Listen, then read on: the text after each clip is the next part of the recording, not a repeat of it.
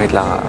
I think one of the hardest part talaga is facing my doubts as an artist talaga na would it affect how people would accept me as an artist?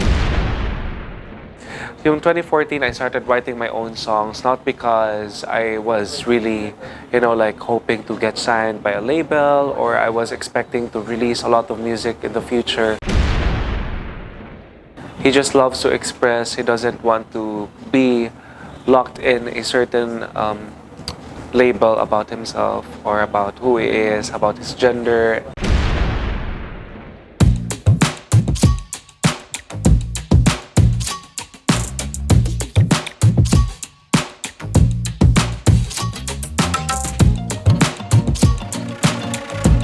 Hi there, my name is Paul Pablo. I am 23 years old and I am a Davao-based artist and isa pod ko ka bisaya.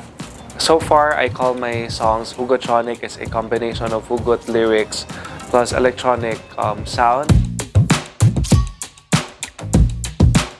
Paul Pablo is, I think, a very free person. He is honest about who he is and he just loves to express. He doesn't want to be locked in a certain label about himself or about who he is, about his gender, anything like he's just being who he wants to be. I listen to a lot of pop songs, so I'm really a fan of pop artists like Lady Gaga. We have Rihanna, like the main pop girls. I really love them a lot. But I also listen to a lot of local music. One of my favorite is Jason Dacal. I also listen to SB19, Alamat, and I think my favorite art also Alex Bruce. I listen to her Chica Marie, Dilao.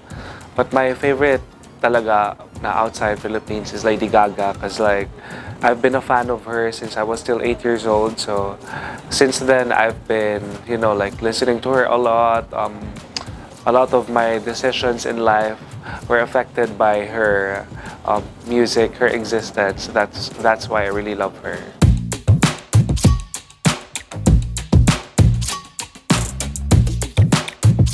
When I was still 14 years old, I started writing my own songs. I think that was around 2014 because I'm a 1999 baby. So, ayun, yung 2014, I started writing my own songs not because I was really, like hoping to get signed by a label or I was expecting to release a lot of music in the future.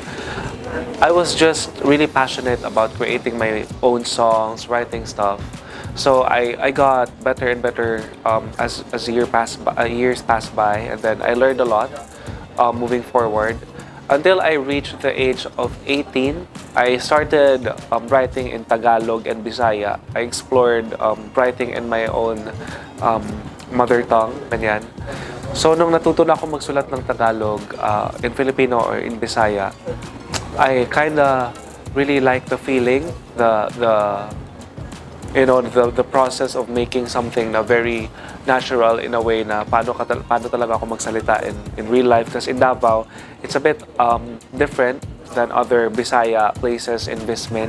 Because in Davao, we are more of like Bisaya and Tagalog. So it's okay for us to speak in either Tagalog or Bisaya or mixed. So ayun, nagpatuloy lang ako since 2018 in writing my own songs. I enjoyed competitions in inter-school and sa loob lang ng school na mga songwriting competitions. And sometimes I win, sometimes I lose. And then I think I joined competitions because I just needed validation sa self ko and some honest feedbacks na what should I improve in, ganyan. So, noong 2020, something happened. A tragic situation happened sa aking family. My dad passed away. So, before I became Paul Pablo, I was low-key writing a lot of stuff, low-key working with some producers because I just wanted to hear my ideas, my craft. And then, when my dad passed away, I realized na time is really fast, and life is too short to not really start what you want to do since, like for a long time ago. So ako, since bata pa ako, din ko na talaga maging artist. Kaya, noong 2020, sinimulan ko na siya. And, ayun, I started with like a very indie setup. 500 pesos lang yung puhunan ko, mga kartulina, ganyan. So, I shoot my own videos with a tripod, and I just needed some help sa aking pamangkin. Ini-instruct ko lang siya, and so parang a one-man production, everything. I edit my own stuff, I shoot myself, I do my own makeup, I edit the videos, I upload it on my own, I distributed my own song, and it was by. And then from there, FM1 radio, Miss Maurice helped me to reach Sir Alexander Lim. He is the person who's in charge of me under Warner Music Philippines. So ayun, we talked last 2020, and then I stopped everything. I stopped releasing because I needed to reevaluate and rebrand myself as an artist. And in 2021, I wrote the song Bangin. I submitted it the last day of 2021. It was December 31. So I submitted it to Sir Alex, my demo. So when they heard it, sabi nila, maganda daw yung song. So let's try to finish it. And before ko pinasa yung Bangin, ang dami na naming natapos na songs. And parang naging somehow binago ng Bangin yung plans ko as an artist, as sa aking lineup. So ayun, 2021, Paul Pablo was born, and from my real name, Paul Ramirez, I started carrying na Paul Pablo, and ayun, that's how Paul Pablo began. So I just simply identify myself as a human. I'm just simply me. I don't really pay that much attention on how people want to label me as, some may say that I'm just purely gay, some may say that I'm just, in between feminine and masculine. But right now I'm still figuring out myself, but I'm just being myself talaga. So ayun, yes, I'm openly gay, but I'm also not sure about, the description of being gay, because a lot of description exists when it comes to being gay, and I don't want to be labeled na you have to be like this because you're gay. So right now I'm still exploring, and ayun, I'm still who I am.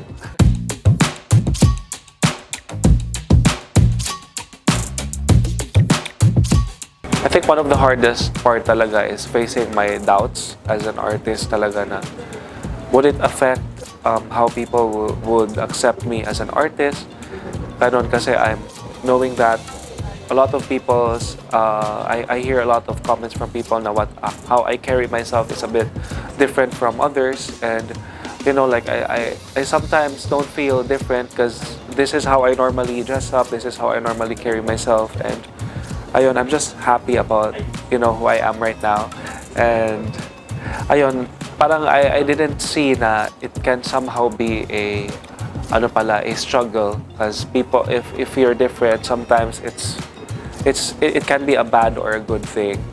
So moving forward, I realized na it doesn't really matter as long as you love what you're doing. You don't have to really pay that much attention on what people say.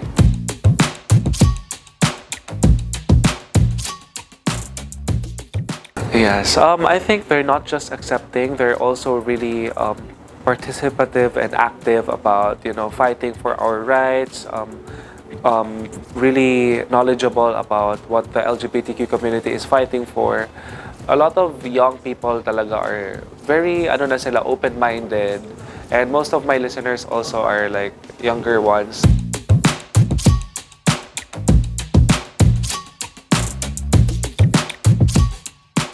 Okay, so my music is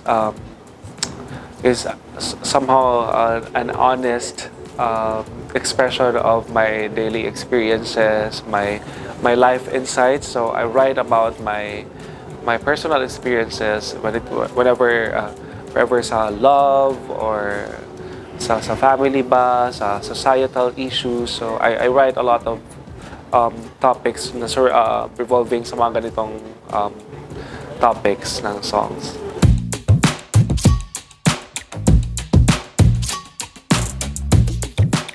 I was really inspired by Seth Loseo. I really look up to him a lot.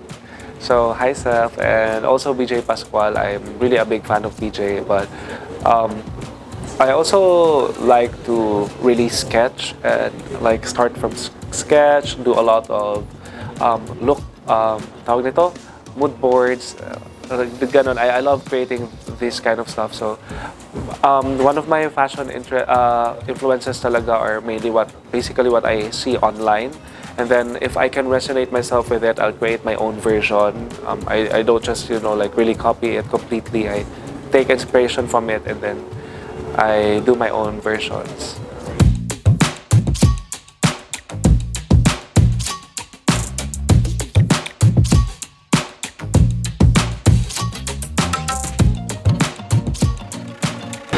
I think one of the most important thing na makukuha sa akin ng is yung kagandahan. Wait lang, pag-isipan ko muna yung sagot ko. Aside from pagandahan. Joke lang yun. Na make-up. Makakuha siya ng 150. Diyan ko siya ng tip. Lang. Ano ba? Kuha sa akin ng bata. Okay. I think yung isa sa mapapamana ko is yung idea na he or she can do it. Kasi bilang isang bata, ang dami mong pangarap, ang dami mong gustong itanong at gusto mong malaman sa mundo.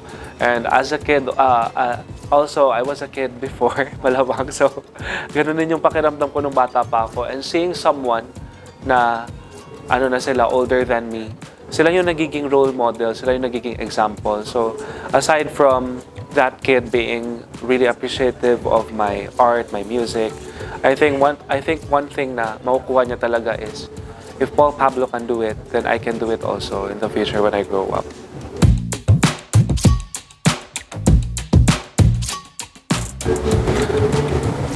DJ Young.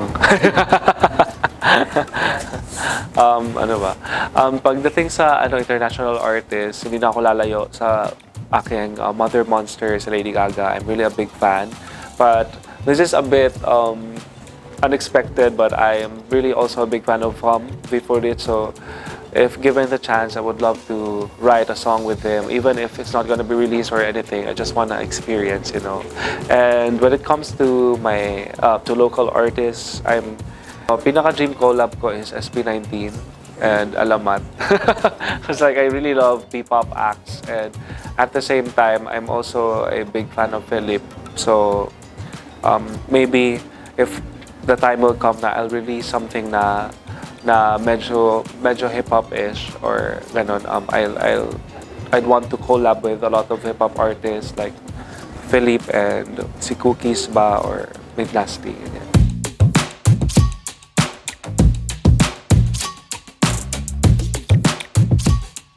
Sa lahat ng mga artists na nagsisimula pa lang, the best advice that I can give you is, I think, to start your first small step, because it really, everything starts with you, with what you want, and don't be too conscious about what you're doing. If you know that it's right, if you think that it's right and wala kang tinatapakang tao, do it, and one day people will see you. You just have to find the right people. You don't have to please everyone.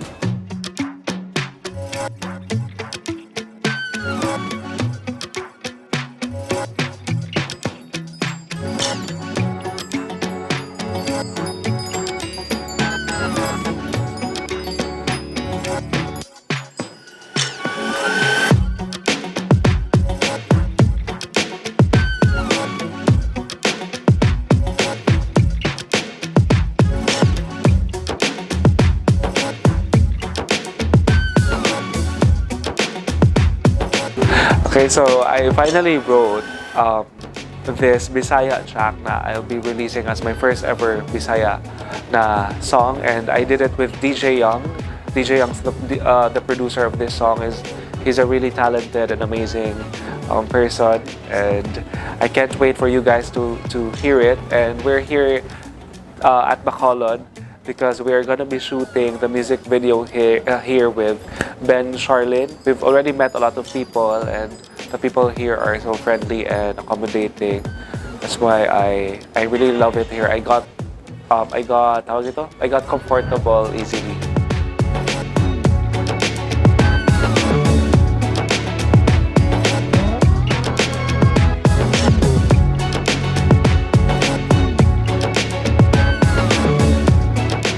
Ako si Paul Pablo and I am the pride of OPM Pop.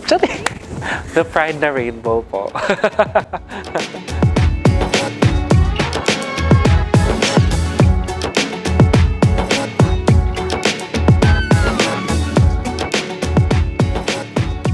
Please follow and like 23 Media Digital here on Facebook.